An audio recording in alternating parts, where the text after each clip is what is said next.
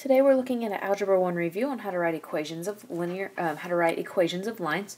The first formula we're going to look at is point-slope formula. You'll use point-slope formula when you're given a point that you want your line to pass through and a slope for it, hence the name point-slope formula. So here it gives us the equation of the line that passes through the point 5, 4. So here's our point, and it has a slope of 3. So if we look at our equation is y minus y1 equals m times x minus x1. The ones I've drawn in green here, these are the parts that you're going to be replacing. The point x comma y, you're going to replace into x1, y1. Your slope, which we use m to stand for, is going to go in for m. So if we think about this, 5 is going to be my x1, 4 is going to be my y1. Keep in mind your coordinates go x comma y, and m is going to be negative 3 because that's my slope. So all we're going to do is plug straight into there.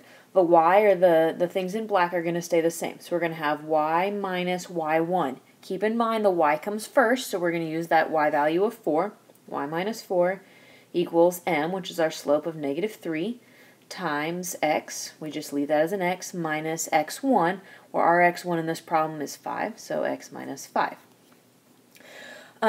These directions would say, if they said to put it in point-slope formula, then you can go ahead and distribute to get it into, not point-slope formula, I'm sorry, slope-intercept, to get into your y equals mx plus b. So we'll have y minus 4 equals negative 3x, because negative 3 times x is negative 3x. We distribute, then we distribute negative 3 times negative 5 is positive 15. We need to get y by itself, so we'll add 4 to each side. So we end up with y equals negative 3x plus 19. That's a negative 3 if you can't tell. Okay, that would be our equation in slope-intercept form. The next thing we're going to look at is if we need to write these in, if we want to make it parallel or perpendicular to some line. So here, parallel lines are going to have the same slope. So two lines that are parallel have the exact same slope. Two lines that are perpendicular have opposite reciprocal. So that means your slope changes sign and the fraction will also flip. So if it was a negative 2/3, it'll switch to be a positive 3/2. And vice versa, opposite sign, flip the fraction. So here we want to write an equation of a line that passes through negative 2, 3 and is parallel to, our first one will be parallel to, our second one will be perpendicular to the line y equals negative 4x plus 1. So again, here's my point. I'm given a point, I'm given a point, given a point, there we go. And we want a parallel slope and a perpendicular slope. Here's the line that we're going to be either parallel or perpendicular to. So if we start with a parallel. Parallel, we want to have the exact same slope. So we know our point we're going to use is negative 2, 3, excuse the sloppy handwriting. And we want to have a slope that's parallel to this line. So since our line has a slope of negative 4, because that's in front of my x, we want it to be the same slope, so our m is going to be negative 4. We want it to be the exact same. So we go back to our point-slope formula. Y minus y1, which is 3, because that's my y value, equals m, which in this case will be negative 4, x minus my x value. Here my x value is negative 2, so when we do x minus negative 2, that's the same thing as x plus 2. We'll go ahead and distribute. Y minus 3 equals negative 4x minus 8. Add the 3 to move it to the other side. And we end up with y equals negative 4x minus 5. Now if we want to make this perpendicular, if we look up at the top, it says the opposite reciprocal. So here, if our slope is currently negative 4, if we write that as a fraction, then it'd be negative 4/1. That's my original slope. To be the opposite reciprocal, we need to change the sign. So our new slope is going to be positive, and we're going to flip the fraction. So instead of being 4/1, it's going to be positive 1/4. And we still use the point negative 2, 3. So now we're going to plug this in. We've got y minus 3, which is my y1 value, equals m. Now my m is 1/4, positive 1/4, x minus negative 2, which is the same thing as x plus 2. So when we distribute, we get y minus 3 equals 1/4 x plus 2 times a fourth. If you multiply the tops, you get 2/4, which is 1/2. Or if you have 2/4, that's 1/2. Now if we add the 3 to the other side, plus 3, we get y equals 1/4 x. If we add 3 to 1/2, we get plus 3.5, which is 3.5. So again, parallel, use the exact same slope. Perpendicular, you're going to change the sign and flip the fraction. Finally, we're going to go to if I give you 2 points. Here, I'm not giving you a point and a slope, I'm just giving you 2 points.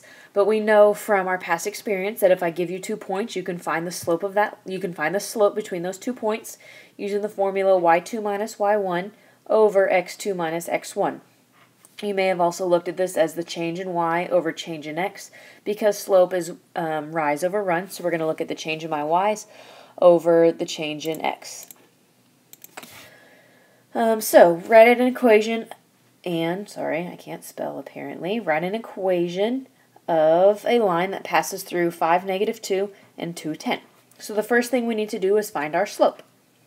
So we're going to go in and find our slope, m equals, if you set these up, you can do, sorry, I'm having a lot of trouble, y, maybe, I'm just going to point. Here we're going to do our x1, y1, x2, y2.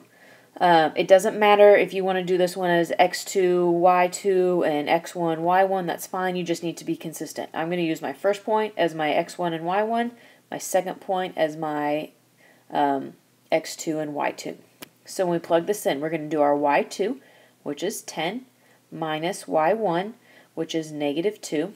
So 10 minus negative 2, that's the same thing as 10 plus 2, over my x's. So x2, which is 2, minus x1, which is 5. So we have 10 plus 2, which is 12, over 2 minus 5, which is negative 3. If we reduce that, 12 over negative 3 is negative 4. So we have a slope of negative 4. Now we have a slope. We also have 2 points. We've already looked at a couple times now using the point-slope formula. So we have a slope. I also have a point, so we're going to use point-slope formula. It doesn't matter which point you choose. Just pick one and go with it. I'm going to choose the point 5, negative 2. So we go back in. Y minus y1. Here my y is negative 2. So y minus negative 2 is going to be y plus 2 equals m, which we just found m to be negative 4. X minus x1 in our situation is 5. So we distribute y plus 2 equals negative 4x plus 20, because we have negative 4 times negative 5. We subtract the 2, we end up with y equals negative 4x plus 18. And that is our final answer. Now, if the problem were to ask you to write it in standard form,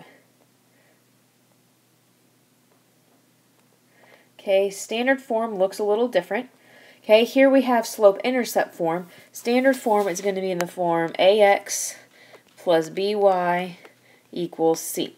So what that wants is it wants our x's and y's all on the same side. No fractions on the side with ax and by. In order to do that for this problem, I'm going to move my x's to the same side as my y's. So down here, I'm going to add 4x and bring it to the other side, which I'm going to show you over here.